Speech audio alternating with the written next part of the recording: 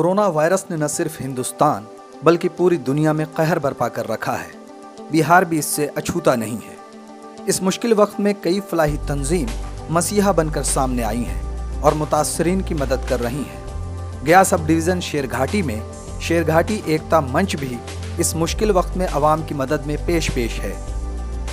मुल्क के मुख्तलिफ हिस्सों से मजदूर पैदल अपने गांव की जानिब निकल रहे हैं। ऐसे में बहुत सारे मजदूरों का गुजर शेरघाटी के करीब से भी हो रहा है। पीर के रोज शेरघाटी के गोपालपुर में एक स्कूल में रह रहे लोगों के दरमियान शेरघाटी एकता मंच की जानिब से खाना तकसीम किया गया। सोशल वर्कर आबिद इमाम और जीशान अफरीदी ने लोगों के दरमियान अपने हाथों से खाना तकसीम किया। इस दौरान चंदन कुमार नाम के एक शख्स ने बताया कि फलाही तंजीमों की जानिब से जो इंतजामात किए जा रहे हैं, इसकी वजह से बड़ी राहत मिल रही है।